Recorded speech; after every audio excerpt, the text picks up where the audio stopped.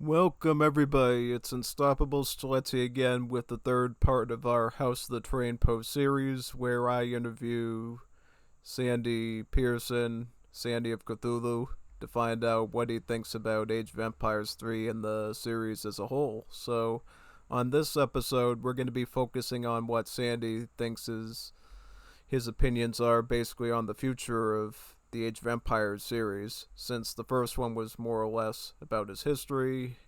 Then I showed him some stuff, obviously, in the second episode about the current state of the game. Now we want to know what he thinks about the future going forward.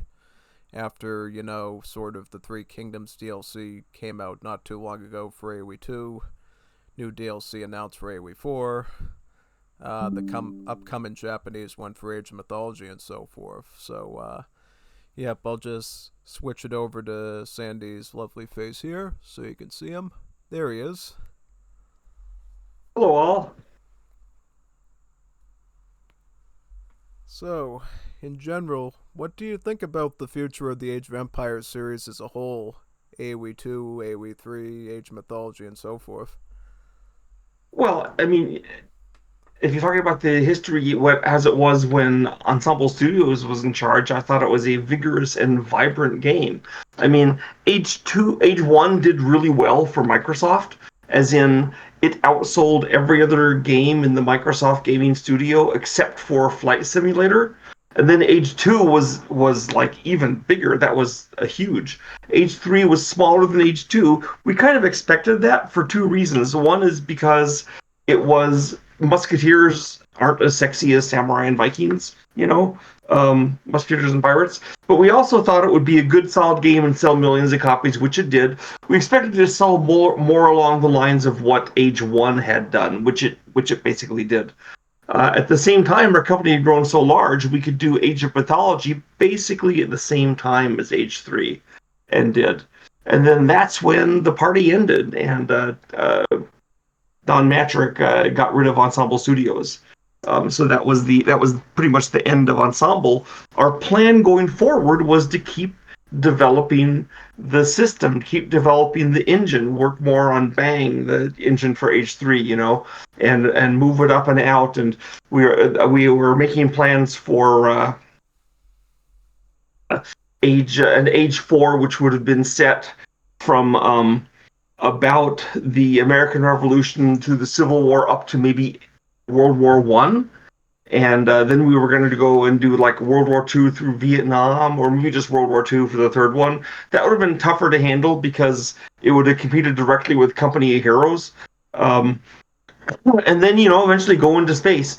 However, we got sidetracked and decided that before we did the H4 stuff, we would do Titan, which was a giant, massively multiplayer online game based on the Halo universe. And that's what got us canned by Don Matrick, because he decided it would take too long for us to finish that, and his stock options would have matured by then. So to save his stock options, he got rid of us. And what I see Microsoft doing, but that's what we were doing. We were moving ahead, changing things, every game different. I mean, Age 2 has a lot of changes from Age 1, but it develops from it. Age 3 and Age of Mythology have a lot of changes from Age 2, but they're developed from it. And then Age 4 would have been similar. What Microsoft seems to do is doubling down and going back to the old games and rehashing and reinvesting in those and making improvements, but not radical ones. They don't want to upset their cash cow. Basically, they see Age of Empires, the series, as a cash cow to keep milking forever and keep it going the same. And we saw it as a rising star that we could continually do new things with. And you can argue over which of those is better financially, or even better creatively, but that's the difference I see between what we would have done and what Microsoft has done. Yeah, so basically, in general, you were trying to make Age of Empires into a really vibrant series off of the RTS and history aspect, whilst the Microsoft of today is sort of just trying to milk off of its legacy back when you were Yeah. developing it just to make as much profits as they can off these new DLCs and everything. The sad thing is that in theory, those two approaches could sit side by side. They could have their team of whoever they. I mean, I'm not going to call them hacks because they're probably not. They're just guys who are stuck with this job, have them keep developing stuff for Age 2 or Age 3 while the original company, Ensemble, if we hadn't all been laid off, could go ahead and be doing Age 4 and 5. And I think the Age of Empires franchise would be very different now. I expect that if we'd gone ahead and done Age 4 and 5 and those kind of things, that the Age 2, it would still be around, but they wouldn't be doubling down on it quite so hard. They'd be doing more things for Age 3. I mean, Age 3 is kind of like the orphan, right, for Microsoft. They don't know really what to do with it. Yep. Age of Mythology, even worse. Yeah, big time. I mean, somebody was making the joke of the other day saying, Legacy Age of Empires 3 is basically abandonware at this point. Now Definitive Edition 3 feels like abandonware at this point too, even though it's still selling copies. I mean, Age 1 is still selling copies. I guess they did do some stuff with Age 1. It's I wonder if one of the reasons they don't want to mess with Age 3 is because they find that engine, the 3D engine, more difficult to work with. You would think that an engine that came out 20 years ago they could handle, with all the talent at Microsoft, but maybe they don't have their top programmers on it or something. I don't know. Well, the funny thing about Definitive Edition 3 was they were supposed to get that DLC that had the Polish and the Danish in it. And funny enough, one of the people on their team actually built the Polish into his Legacy Age of Empires 3 mod Napoleonic era and was going to add a Danish if that he had all the home city layouts for all the units, and he bragged about it for like months and ended up canceling it to join Forgotten Empires. And then he can't just recreate those in Definitive Edition since the designs and everything are already there, and the Polish one was quite really good. I mean, I always mourn for past canceled projects. I probably, even at Ensemble, there was 4 major projects that were going to be, flagship for things from Age of for Ensemble Studios, and all 4 of those got canceled. But that's just what happens in the game industry. Things get good. They look like they're going to be good. And then they're shot down. Like for example, my original task at Ensemble when I got hired in 1997 was to make a Magic RTS game, like Age of Empires 1, but with magic. So it was called Sorceress, and we had it up and kind of working. We had a plot, we had adventures, we had factions. One difference between it and Age of Empires was that you had your character who was a sorcerer who'd go around and be casting spells to build the equivalents of barracks, or they wouldn't be, like, for example, you go to a forest and you could recruit elves out of the forest to be in your army, but you could also cast a spell on the forest and turn it into a grove, which was kind of like a tower that would shoot arrows at nearby enemies. There was elves hiding inside the trees. Or you could cast a spell to turn it into a production point where you could make elves or ants or other forest-based things faster, and it was all your one guy doing it. So in a sense, we used that again in Age of Empires 3, where you had your leader, well, like the native scout, and then in the War Chiefs, he was the like your chief, and he was actually pretty powerful, and that was sort of an echo of what we had planned for Sorceress. Yeah, I mean, magic is always an interesting aspect in RTS. The closest thing that I can think of that I've played myself was Zero AD. Basically, tried to take a lot of the ideas from the Age of Empires series and make it into sort of more of an open source game, and then they ended up Ever played Warcraft or Warcraft 2 or Warcraft 3? uh I actually never played Warcraft. It was suggested to me, but I just never got around to it. Warcraft 3 we all thought was pretty good at Ensemble. That they sort of imitated StarCraft in that, and having the factions be very different. Warcraft 1 was basically orcs versus humans, and the two sides were identical. Warcraft 2, there was a few more changes, but not much. So, I mean, really, Age of Empires was based off us seeing Warcraft and liking it and wanting to outdo it. Yeah, because I always hear a lot of praise for Warcraft 3 whenever I talk to people about it. They said, oh, we love Warcraft 3, that gave us good memories. If you ever want to do it, get it, and we'll do some matches Yeah. in Game Ranger. One of the great strengths of Ensemble Studios, which I think is what made it such a good company, is that we actually would play other people's games and pay attention to them and analyze them. Like when I worked at id Software, where did Doom and Quake, the attitude there was if someone else did it, it was trash. We shouldn't look at what they do. Anything they do is bad by definition, because we're the best. So everything we do is the best by definition. So I would go and I would play Unreal, for example, and come back and say, Unreal has some really amazing stuff they're doing here. And they go, oh, that's bad. Unreal doesn't know anything. We're the best. But at Ensemble Studios, now, of course, every game company has a tendency to do that because you always want to feel like you're the best. And you want to keep your people feeling the best. And so when you're the best, well, what can we learn from someone else? You don't pay attention to it. So there's always a slight tendency to look down on every other company's games. But the game designers, of which I was one, we would try really hard to make sure that everyone understood what the other companies were doing that was good. We'd have presentations for the whole company. We'd say, this is what they're doing in Dominion. This is what they have that's good. This is what they're doing in this other RTS game that they're doing that's good. And here's things they do that we didn't think were good. Let's not do that.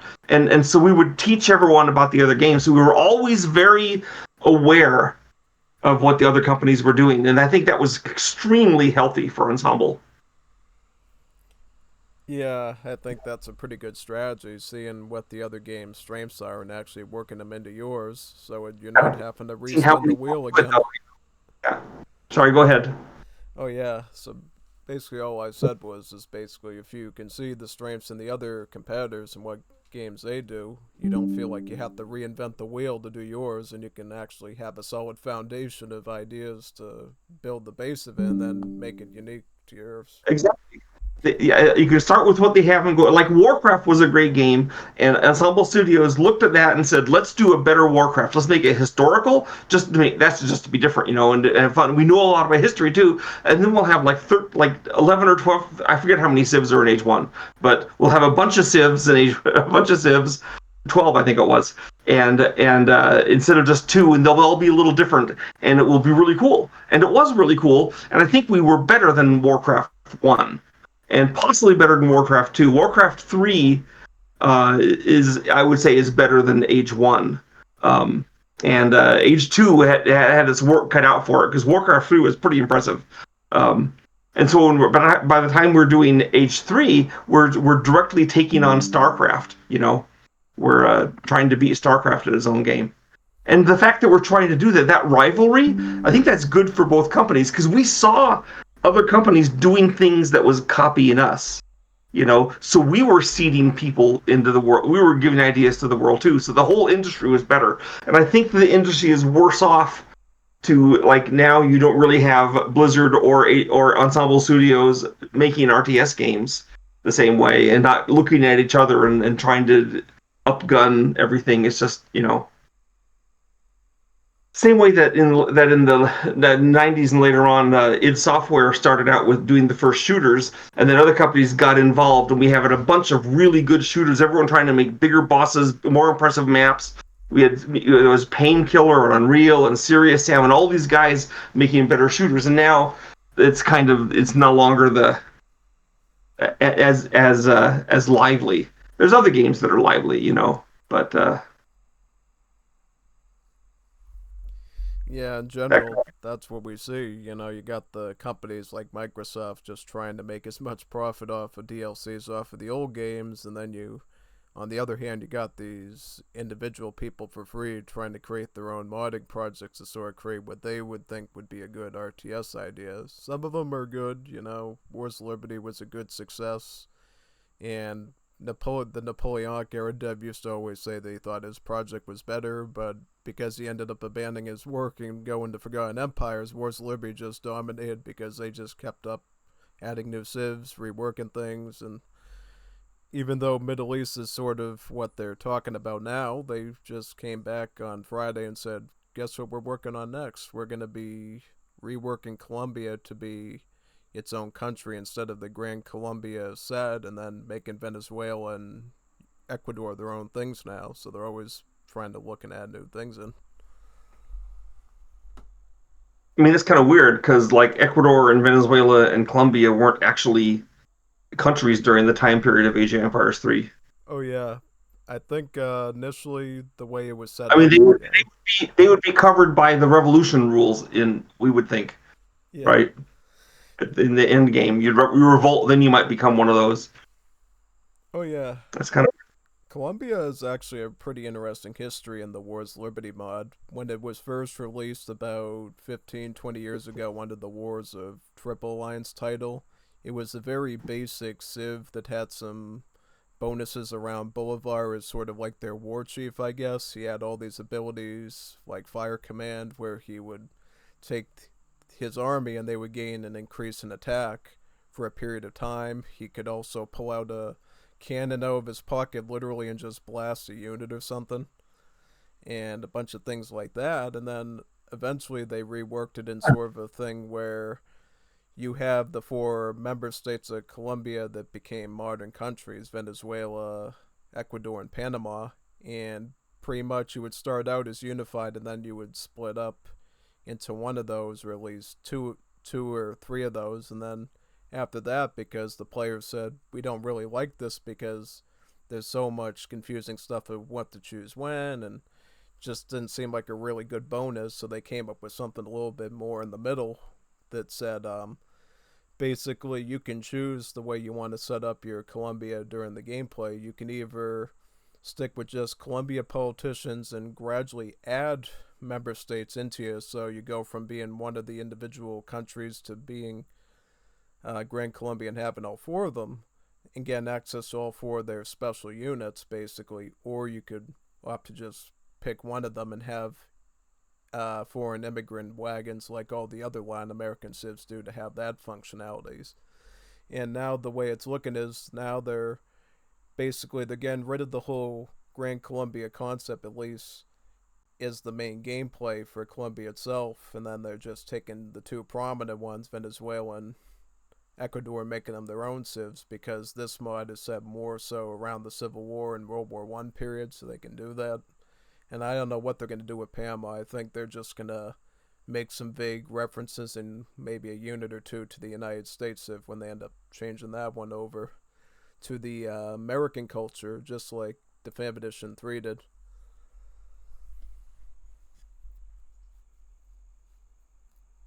Yeah, it's I mean, interesting. it's I wonder if I know they seem to have this need to give every country their own armies. I wonder if they've ever at any point looked out and said, if they think like back in the day, we some of us at Ensemble used to think that people cared about having their own country in the game. Like, well, if you're Germans, they want to play the Teutons, you know. But what we found out when we actually talked to those people is that no one really. I mean, it was kind of cool to see the Teutons, but a German player is just as likely to play Aztecs or the Franks or anything else. Just because I'm an American, I don't want to play the American Civ all the time. That would be dumb. That's why there's a bunch of Civs to play. Yeah, I mean, I've seen the opposite case before. There was one guy I knew from Wars Libya who would always pick Spain because he had Spanish. His parents came from Spain. Went super nationalist, used to chant things in the chat all the time as he won. He was like big on Spain all the time. But I mean, when we originally when the Age of Empires 1 and 2, there's like everyone in the company was American or Canadian. There's no Americans or Canadians in it, and we were fine with that. Uh, that was just like, yeah, whatever. We don't need to be us to enjoy the game. Yeah, definitely. And then Definitive Edition eventually made them both into revolts, and then eventually came up with the USA Civ Yeah. itself, where you would just age up as different states and colonies historically. Which, at one time I was suggesting a Civ idea at random and said, why don't you make Vermont a Civ, because they were technically a country at one point, and the people that used to laugh at the idea actually saw they stuck the same card ideas that I came up with for Civ features as part of their cards, and like, we like the link so much that we'll give Vermont their own Civ theme if we ever decide to do them in our mod. based on you. Mhm. Well, wait, what was that again? Oh, back when I was suggesting different stuff to the Wars Liberty team for Civ ideas, I came up with some weird idea and said, why don't you do a Vermont Civ, since they were technically a country around the Wars Liberty period, as sort of like a meme Civ or something like that. Well, they're basically making up whatever they want and picking a country to be in charge of it. They may as well have the nations be elves, dwarfs, and trolls. They're just making up whatever they want. I mean, Vermont was a separate colony, not really a country. But I don't think it had an army. I mean, it was just a bunch of farmers up there that Militias, yeah, the Green hadn't Mountain joined Boys. the main thing. I mean, Texas was still country for a while, but I would never make. I guess I might make the Texas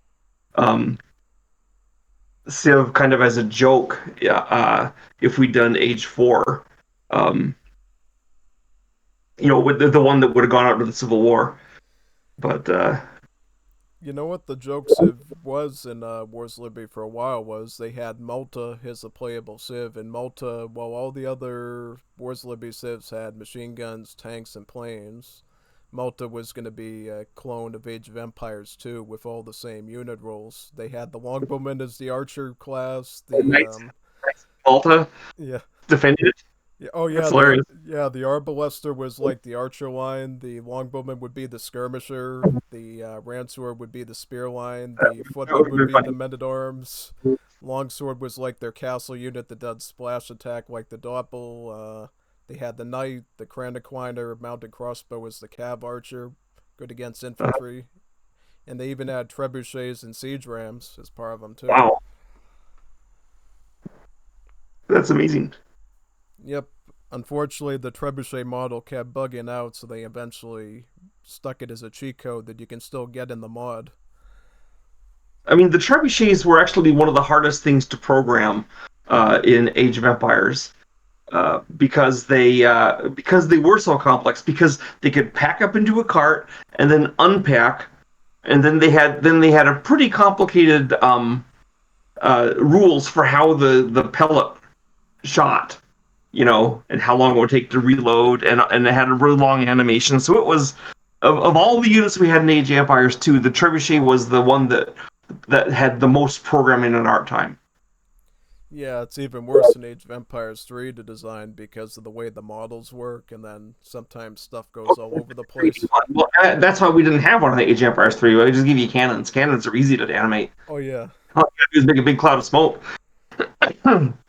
Yeah, we would never put a trebuchet in Age 3. That would be a nightmare. Um, I think, no, I'm not regretting the trebuchets in Age 2. Everyone loved the trebuchets. They were so cool looking, you know. And the other thing, they're big. They're the biggest unit in the game. So that was another consideration. that's They give a big footprint. mm, that's one of the things I do like about the Three Kingdoms DLC that they did for Age of Empires 2 this year is they added new trebuchets to the game. You got the one for the Three Kingdoms civs, the Traxon Treb, which is basically a trebuchet, but you don't have to unpack it. It has the wheels and you can move it along, pretty much, kind of like a replacement to the Bombard can with less accuracy. And then the Kaidans even had their own shorter range but massable one called the Camel Treb, where you have camels carrying the trebuchet around to sort of act like a bombard can, but from a shorter range. And then you still have the original trebuchet to do the longer range actions, pretty much. Well, like if you're desperate to have new units that do something interesting, then that's the way to go. It's like, well, what if we had a trebuchet that was essentially a catapult? It moves. It doesn't have to set up to shoot. Doesn't have to pack up. That's right. That's what that. And what if you have a trebuchet that's just a littler trebuchet, but I assume it's cheaper or something? The camel trebuchet. Yeah, I think it was a little bit cheaper in gold. It's something you could actually mass up. I think either in Capsule or Imperial Age, because the thing that I think a lot of AW2 players sort of critiqued on was the fact that all the civs from that DLC all had a secondary unique unit that didn't get any upgrades, and they thought it was such a strange idea. But actually, the same concept was done in Portuguese Civ mod, which I showed you last time, where they had sort of a secondary unique unit that you got out of one of the buildings and didn't get upgraded. So they basically ended up copying Portuguese Civ mod there. And I think, if I believe correctly, the dev of Portuguese Civ mod is on their team as well. So probably might have had a say in setting that up, or at least was inspired by it. Well, see, I would never have added a Portuguese Civ to Age 2 because my brother-in-law is Portuguese. So the hell with him. Yeah. We did have one in Age 3 though, because they were so important at colonizing the New World. Yep, they were the first ones to sail around the Cape of New Hope and reach the Indian Ocean, pretty much. I mean, I'm a little pro-Portuguese because my wife lived in Portugal for a year and a half and speaks fluent Portuguese. But then there's my brother-in-law, so I kind of have the two, like the pro-Portugal part of me and the anti-Portugal part. Also, the one time I visited Portugal, the the cabbie ripped me off, so that was not a good experience. Yeah, they'll definitely count against Portuguese being added to an RTS for sure. Yeah, but H3 we wanted to have them because they were clearly like a major. I mean, it was the English, French, the Spanish, and the Portuguese. That's who colonized the New World. There was any other. I mean, yeah, there's some Swedes and a couple Germans, but the Dutch also. But um, you know, every other civ we added, the Russians, the Turks, they were all kind of fake because they didn't really colonize the New World. I Yeah, guess the Russians colonized Alaska a little bit late in the game. mm, and contested the The Northwest. Turks could have colonized it. They had the ships to do it. They just never did. I guess it was harder for them to get out of the Mediterranean with their ships. You know. Oh yeah, Yeah. I think a lot of the people that wanted more civs in AoE3 were probably bummed out in history that the Moroccans never got to colonize the New World like they were supposed to alongside the British to counter the Spanish. That was definitely something that was planned until they had some disease problems at home that sort of put an end to it. Yeah, I mean that was our excuse for having the Ottomans in H3 that they could have colonized the New World. Whereas the Moroccans actually had plans of doing it and wrote to the Queen about all Well, the time. Moroccans are part of the Ottoman Empire at this time. They aren't a separate country. They are owned by the Turk and the Turkish culture. Right. So they would have been part of the Ottomans for us. Yeah. I mean, I know they spoke a different language, and I know that they were Berbers and not Turks, but they were all part. It was. I mean, the Ottoman Empire went clear over to Casablanca. It was big. Yep. We often forget how big it was and how far down it fell during the at World War One. Oh You yeah, know, big time. they were like the heirs to the Romans almost. They had all North Africa, they had all the Middle East, and then bang, they were so ruined. Yeah, they had plans of capturing Rome. That's what the whole invasion of Malta was about, to get a foothold in the area and Oh, stuff. I know, and they tried to cut. And they had plans to capture Vienna. We know how that turned out, and to go back to Spain, which is how you get the Battle of Lepanto. I mean, they were a dreaded opponent for like a couple hundred years there. The guys that threatened the rest of Europe. It was very interesting. Then they finally, after Lepanto and stuff, they kind of got in Vienna. They kind of pull in their horns, and then the Habsburgs become the guys trying to unify Europe for 150 years under the Spanish and Austrians, and basically every war from about 1500 to 1650 is about how do we stop the Austrians from conquering all of Europe. And then when the Austrians are beat, then it's the French trying to conquer it. Basically, Europe's history is a long history of some one group trying to unify and conquer all of Europe and put it under itself, and usually failing. Um, but so when the Spanish are trying to conquer it all, you have the English and French holding them off. When the French are trying to do it, you have the Germans and English trying to hold them off. And really, you can go into World War II, and it's the same thing. Now it's the Germans trying to conquer. Basically, you pick whoever's the strongest country in Europe, and they're trying to conquer all the rest of Europe and unify it. So it was Germany up to 45, and then it became Russia. And now it's the Europeans themselves with the EU, but that's peaceful. Yeah. But it's I mean European history is if you look at it that way, it's the Romans are the ones who pulled it off. They actually conquered Europe, and then after that it's the Habsburgs and the Ottomans, and it's all well. I guess this is kind of has nothing to do with age, except that Age of Empires 3. One of the reasons we started in the New World was to get away from the dynastic struggles in Europe at the time, and to have it be a new world. And part of it also was because, of course, Age of Empires, you start with a town center and three villagers. In Age of Empires 2, you have a town center and three villagers. Age of Empires 3, starting about 1500, 1600 or so, like there's no excuse for having a town center and three villagers in Europe, right? Europe is completely inhabited, but we could do it in the New World. We're starting a new civ, so that's why we set it as colonization. Um, and and then age 4, we would have had to finally face the challenge of how do you start a game in a situation where an Age of Empires game where the whole world is already occupied. What do you do for that? And I think what we would have done is we would have taken the Age of Empires 3 home cities and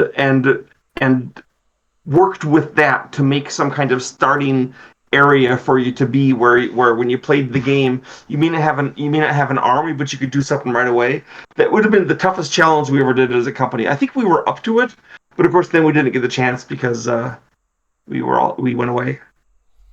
Yeah, I've actually heard of some Wars Liberty devs talking about what to do with revolutions to make it more interesting and less basic. Thought up with that idea. Basically, when you would do a revolt, you would get a new building, and then that building you would call up shipments from your home city through that building, because the Bang engine in the Legacy game unfortunately doesn't allow you to modify decks for revolts like you can in Definitive Edition. So the only way that they would be able to emulate that is to have like a new structure and have technologies and units that cost a shipment, which you see with the immigrant colonies for the Latin Americans. Pretty much, you have a set of like 6 technologies. You get 2 on each age, depend on if you stick with that one alone or you go with another one. And then they have battalions that you can send as many times as you want for like one Of the shipment. whole revolution thing in Age 3, right? I did that. I designed all that myself. Oh yeah, turning all the villagers into militia and then getting Gatling guns, ironclads. Yeah. And all the rules for that were mine, and I had to fit it within the structure we had. But the revolution stuff was me. So if you hate it, you can blame me, and if you like it, you can praise me. But it's mine whether you like it or hate it. I praise it personally. I think the revolt feature is quite good, and it's always been a very interesting thing to work into people's strategies, I think, because when I started to do streaming stuff and recording stuff, one of the things that the people from the Royal Clan used to say is, "Oh, you should do stuff on revolts. Everybody loves those." And I said, "Yeah, I like revolts," and I ended up doing a few things for some of them. Yeah, I was kind of worried that the revolts would. I mean, the revolts come so late in the game. I was kind of worried they'd be like the redheaded stepsister that nobody really wanted to use that much, and you didn't see him that often in the game because most games are decided, of course, before you get to that age. But I was hoping that they would be fun.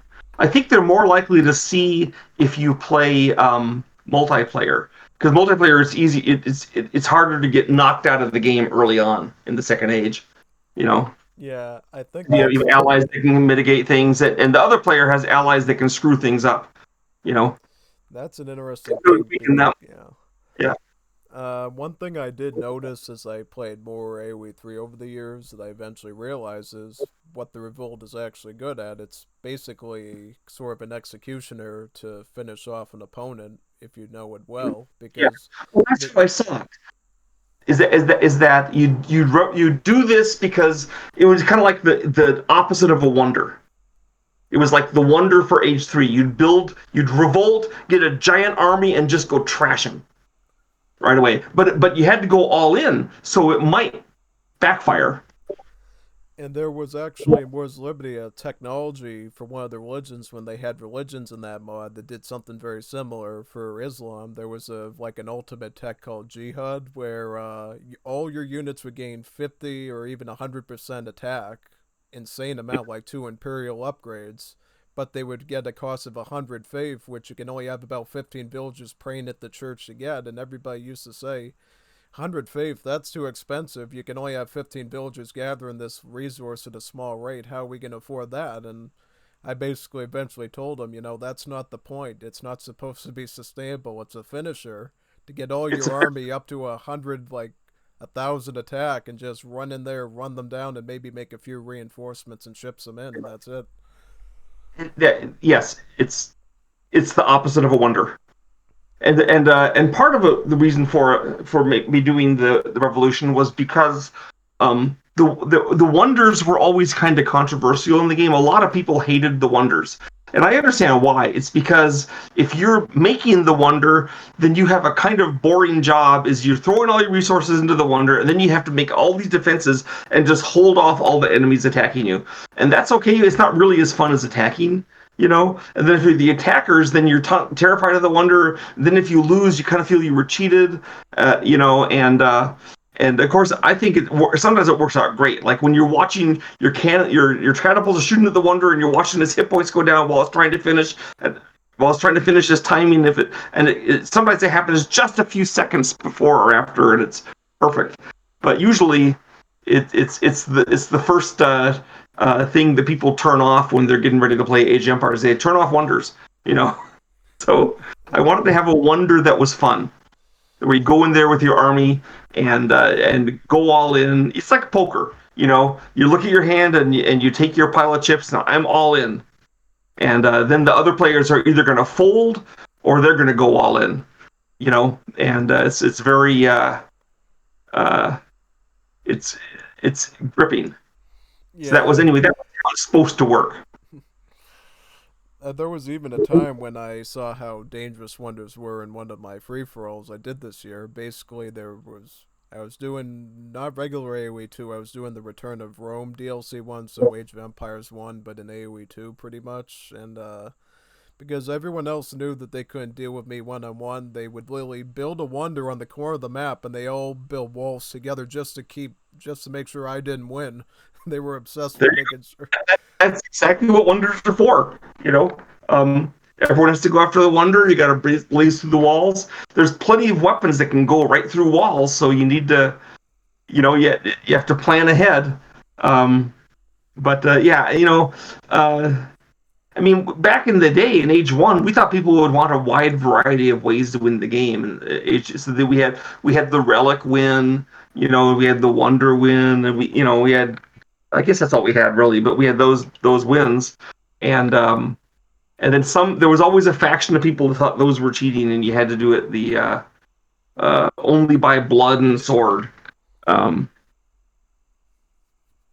But that has its own things where the one guy takes his one villager and hides in a corner, and you can't find him, and that's not fun either. Yeah, and that's kind of similar to Revolt. I think some of the devs said that's why they came up with the idea of the World War One age for Wars of Liberty. So if somebody has a big surplus of resources and wants to flaunt it, you go to World War One age, make a bunch of tanks and planes, and basically mow them down pretty much. And on top of that, the only way you counter aircraft in Wars of Liberty is in Great War Age using your anti-aircraft guns. So if you can't get to World War One, those planes flying over you, they're literally just like dragons breathing fire in your town, and you can't do anything about it until you get up in that age and put either your anti-aircraft things to shoot them from the ground, or get your fire planes to start firing their machine guns from the air at them. I guess the closest thing to that we have in Age 2 is when someone gets the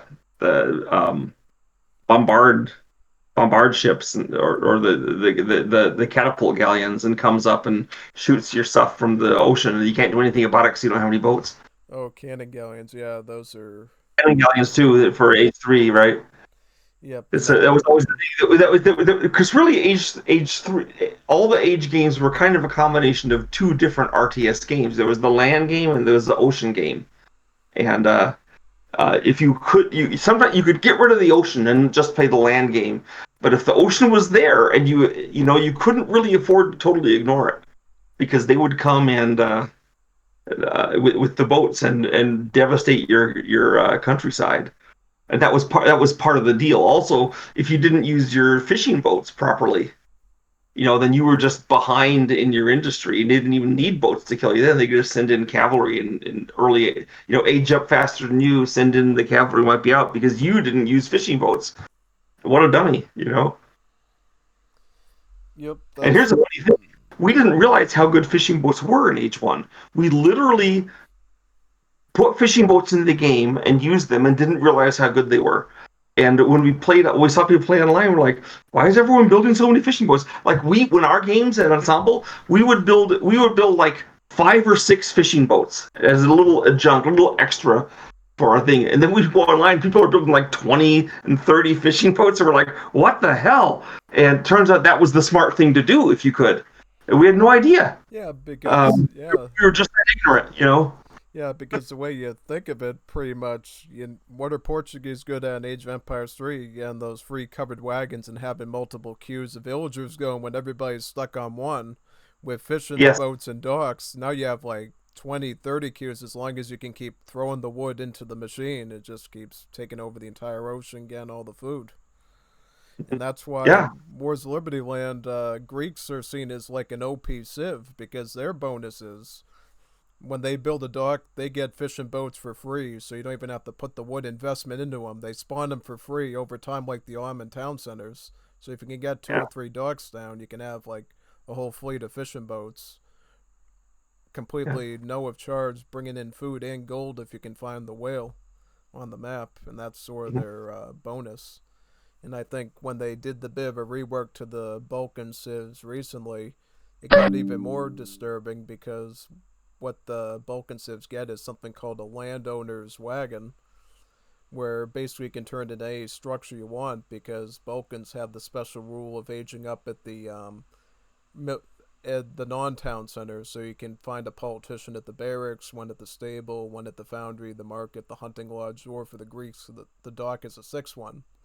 So whatever the Greeks do, as soon as they find water, they turn that wagon into a free dock and avoid the 200 wood costs, and they're already getting a second queue from the start of the game of economy for food on top of the villagers. And that's the way they always choose every single war map. And Yep. then I think Kato Santos for his Age of the World mod literally took the same idea and gave it to the Calusa. Instead of it being a more Balkan European implementation of it, he took it to a native civ, so you have the whole fire pit functionality on top of free fishing boats coming out of docks at the same time. Well, like I said, we in Age 2, I attempted specifically to upgrade the ocean game because it was just because in uh, you know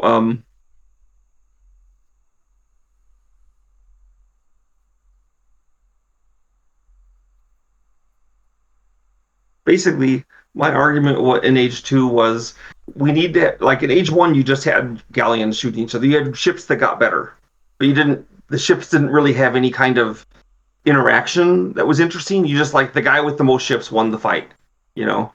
And so in Age 2 I said I want to have like 3 different ships that can interact. So there's the regular galleys that shoot arrows. Then we'll have the fire ships that can sink the regular galleys. Then we'll have demolition ship. I tried to have several different types of ships, so there was a more interesting war at sea than what you got in Age 1. And that triangular naval system was actually adopted in the Wars of Liberty based off of what you did. They decided to have a class of light ships that were good against siege ships. The heavy ships would sink the light ships, and then the siege ships would crush the heavy ships in sort of that rock, paper, scissors thing. Well, there it is. As soon as you have the rock paper scissors, then you have an actual game working. Yep. Although I gotta say, now my rock paper scissors for the ships in Age of Empires 1 and 2 and 3 was essentially just I didn't was I mean I just like put some ships in to have them be there. But the land unit interactions in Age 2 and 3 were actually based on historical interactions, Right. which is why the archers beat the infantry and the infantry beat the cavalry and the cavalry beat the archers. It's all based on how fights actually went back then. And I had to fight for that because not everyone understood it, because they would say things to me like, well, Sandy, at the Battle of Cressy, the English longbowmen killed all the cavalry. And I said, yes, that's true. And the reason that battle's super famous is because the archers killed the cavalry. That never happened. Everyone was amazed that it happened here. And I said, and if you look into the battle, you'll see there's more to it. Like the English cavalry the knights at Cressy got off their horses and took their lances and used them like pikes. So they essentially had pikemen guarding the archers from, it was all this. Anyway, it was just people, uh, they didn't, eventually, I got my way because I knew the most about history, but it was a interesting interaction. Yeah, that's why I think it was cool with War's Liberty how they sort of reinvented the cavalry logic in AoE3 a bit. Instead of just having hand cav and then having ranged cavalry sort of being their own thing, they ended up creating two different types of hand cav. You got the scout class, which is like the classical one, kind Like of. hussars? Yep, hussars good against like archers, skirmishers, siege weapons, that sort of thing in raiding. Whereas you have a second class of cavalry, the assault class, which is more or less like a knight, has hand armor. It does usually has some sort of bonus to make it better against heavy infantry with spears and bayonets rather than just the lighter infantry, and they're good at mowing down like formations of spears and everything because they're heavily armored and they can tank a few hits. And the way they ended up creating the system was the dragoons only do range multipliers usually against the heavy cavalry, the ones with the armor, but the lighter ones like the hussars can dodge it and don't suffer as hard from it. So that's sort of the take pretty much. If you want to take out a couple of skirmishers and not have to deal with dragoons as much, just make some of the lighter ones the scout class. If you want to go up against a big phalanx of muskets or anything like that on top of horseback, make the assault class and use that instead because they have the hand armor to resist that multiplier damage a bit, and then usually have some sort of bonus like anti-infantry multipliers, splash attack to do that as well. And they even worked it into infantry where they have infantry be part of the same class as assault, but just with less hit points and population costs, like a Mushatero or something, acting as like a little mini cuirassier with his splash attack. Well, I mean, you can multiply units and have variations on them. That's what we did. Um, we had the basic ideas of range units beating melee foot units, which beat cavalry, and then you could have all kinds of subunits within that. So the range units, they could be crossbows, they could be hand cannoneers, they can be longbowmen, they can be chuko they can be anything. But they and you can look at the advantages of Chukonu versus Longbowman, which is better and which is this, but they all fundamentally fall into that category. And then of course we added um the counter units in each thing. So we have skirmishers just to kill archers. The purpose of those things was so if you were a civ that made it hard to make the unit that generally, like for example, if you're the Goths, you aren't really so good at taking down archers because your cavalry is kind of crappy. You only have infantry, so enemies would just build a bunch of archers and kill you. Well, you could build skirmishers, or then we gave them huscarls. You could build those. But the purpose of the skirmishers or the pikemen and those things was explicitly to give you something you could use to take out the guys who were tormenting you. Kind of the hussars were the same thing. They were cheap cavalry you got in the late game that I think mostly just cost food. So you'd send them into the town and kill all the villagers, and that was like the best raiding unit ever. Not really so great in a real fight. It doesn't take very many swords or pikemen to take down the hussars, but but raiding the town, they were great. Yeah, that's like the highlight of every Arabia 1v1 I see professionally is you have all this fighting at the start, and then at the end all you see is these armies of like 200 hussars ripping through their walls and going after every town center and like smothering the town centers trying to eat them Yeah. apart through attrition. Just and the hussar themselves don't do a lot of damage against buildings, but because they smother the town centers with like 50 of them, it literally forces the opponent back to deal with them and eventually eats through them as there's no more stone on the field to repair the town centers anymore, and it ends up making a difference. Yep, that was the function. The and part of it was we threw a bunch of things in there, and then we said these were historical things. We want to make them work kind of like they did. So Longboom, had a longer range. Chukunu fired faster. So let's see how it actually works in the game. Then we'd throw them into the game. Then my job was to go and make them balanced. I say, okay, given that the Chukunu is a ranged unit that has to have a faster fire rate, how can we make sure that it doesn't screw up the game too much? And then that was my job. And one of the ways we kept them from screwing up the game too much is that you had to make them at your castle. So that was kind of a pain. You didn't have as many. Like you can plot down like 5 or 6 archer ranges and get a lot of crossbows in a very short time. But it was much tougher with to make a bunch of Chukonus Yeah. because you're not going to have 5 or 6 castles just for production purposes. The only time that sort of becomes a annoyance, I think, is when people decide to play regicide mode all the time because they get that starting castle. So if they do a fast castle, now they can make true canoes 5-10 minutes Yeah, into the game. And that's yeah. something I always seen people complain about, especially with the since like the Vietnamese, they'll spam a ton of rat's hand archers and like raid their entire economy within 10 minutes because they decide to do regicide mode, and now the rat's hand archers can't be counted by anything within a reasonable amount of time unless you prepare for it. Well, I mean, if they pick a civ that can handle the Chukonus with their guys, I mean, if they're English, they can have longbowmen taking down the Chukonus. That's Yeah, actually not a totally unfair fight. it's actually If better because you get the range. You can kite them a bit better that way with a little bit of exactly. accuracy. But And yeah, then there's civs that get units that simply are better against archers. You can have the Goths making Huskarls, or you can make someone making their special cavalry unit. Um, I don't think the Mamluks are particularly good against archers, but there's others. yeah, Mamluks are kind of an interesting class because they're sort of like a range unit, but they're very short range. So they kind of act like cavalry, and they sort of act like archers, depending on how you can use them. Big deal is that their attack isn't a piercing attack. It's a hack attack, so it's better for The cutting through things so like siege functions, weapons. yeah, it functions differently against units. For example, they're actually pretty good against Huskarls. Oh, they destroy Because them. They decimate them because of that hack yeah, because damage. Huskarls have all this pierce armor, and the Mamelukes don't care. They just throw their scimitars and chop them up. By the way, I opposed the scimitar animation for them, but I was overruled by the artists because they wanted to have it. Because I said no one throws scimitars. It's I know. crazy. No, no. I remember some hijabi woman whose wife is somebody I know played Age of Empires too, and she was like bothered by that. She said, "We never used to throw scimitars in battle. What even is that?" Completely off put by it. I was overruled by the basis that it look cool, and it's a game, and so that's how it is. So I can see that. That was a great debate we always had back in the day. I remember I saw a shouting argument between Chris Crawford and Chris Roberts at GDC in the early '90s, and Chris Crawford was saying that graphics wasn't important at all to games, and we shouldn't have graphics. And Chris Roberts was saying, no, graphics are the only important thing that matter. It should all be graphics. I think there's kind of a middle ground there where you can have awesome graphics and great gameplay.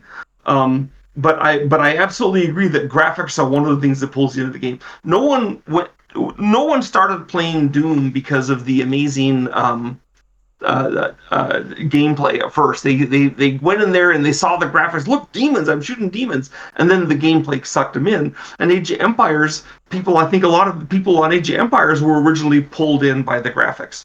Um, One of the most proud things in my entire life is that when we did Age of Empires 3, our goal was to win the award at E3 for best graphics for a video game. And that had never been won by a real-time strategy game. Real-time strategy games famously had crappier graphics than shooters. Shooters always won, or something like Myst would win. But we wanted to win it, even though we had little tiny guys on a big map with hundreds of units. We wanted to win best graphics, so we went in there with Age of Empires 3, specifically targeting that reward, and we won it.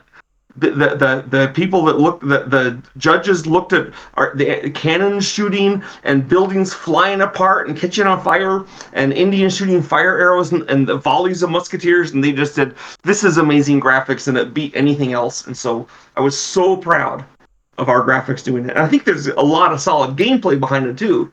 But so sometimes we made decisions for the graphics, and that's just fine. Yeah, And the graphic. scimitars and looks are one of them. Yeah, big time. Yeah, that's why one of my favorite RTS mods isn't even in Age of Empires. It's Hyrule Conquest for Zero AD because you have sort of that Age of Empires style gameplay, but it's all Legend of Zelda type monsters and bosses as actual playable units with all their special attacks. So you can see realistic armies of it in real time, which is quite good. Plus all unique buildings, all unique concepts and everything. And the thing I definitely appreciated from that project was they took the idea of sort of like the native factions from Age of Empires 3 and they created something called minor factions, which you could recruit from lesser factions and have them fight alongside you too, which was really nice.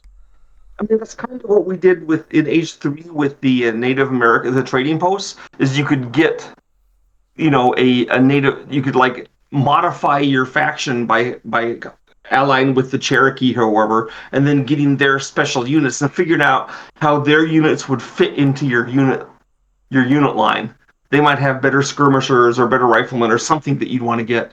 Um, I'm not sure it fully worked. We probably should have made the American Indians able to produce units even because he couldn't. Because of course the problem is that with the Indians and the trading posts, you have one building making your units, whereas with barracks you can have like 6 barracks. Um, but so maybe we should, looking back, we should have. Now I didn't want to have any just produced. I mean, they produce pretty fast, as you know, the trading posts, but we should have had them produce, but and we don't want to have them do super fast. We didn't want to have you go ally with the trading posts in the second age and then make a billion Cherokee and then go kill the enemy. So that was a problem. So what we probably should have done is have a technology in the trading posts that like sped up production that you get that would be gated with the ages, so that by the time you got to the fourth age, you had a technology that you'd pay a little bit for, and then your trading posts would produce like 4 or 5 times as fast. So you could actually have a good army of Cherokee or Hurons or whatever you're trying to get. And I'm sorry I didn't think of that at the time, but I didn't. So Yeah, I think the civ that made the most of natives and was Wars Liberty's Bolivia civ, where they sort of designed them as a civ where their villagers called pongos have like half the hit points of normal villagers, but you can have 150 of them or something. And you might think that that's horrible because you can only have like a 200 population for any Age of Empires 3 civ, so it's like only 50 army units or so. But the way they make up for it is they get a building that actually doubles their native build limit.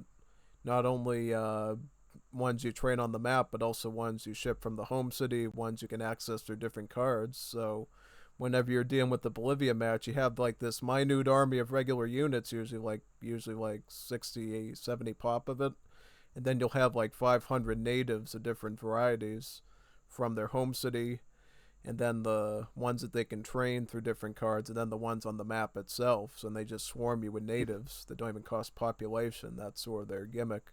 They do, and even if there's no natives on the map, I think they can still they get like 2 cards that can ship two different natives that they can utilize, and then they can train 2 other natives through other cards through native embassy, and it unlocks it for them. So no matter, and even their ultimate unit is a native warrior too, so that doesn't cost population, that gets doubled. So you're looking at least 5 different native warriors being swarmed in huge numbers when you're facing a Bolivia on even a map without natives. But with the map with natives, like Lost or something, where there could be like 7 different natives on it with like 20 trading posts, and you're looking at a real nightmare fuel scenario of like 5,000 army natives. well, for what it's worth, I pretty much designed all the native warriors for Age of Empires 3. And what they would do, all the ones that were produced with the game, not the new ones. And so they're on me. Um, but you know what? This has been an excellent talk, and I only have an hour today, so I've got to sign off now. I have other appointments, but I appreciate it, and let me know when it's posted anywhere. We got part one posted. I'll send you the link right now, actually. That'd be good. Yeah. Okay. Take care. It's Yep. been fun. Thank you.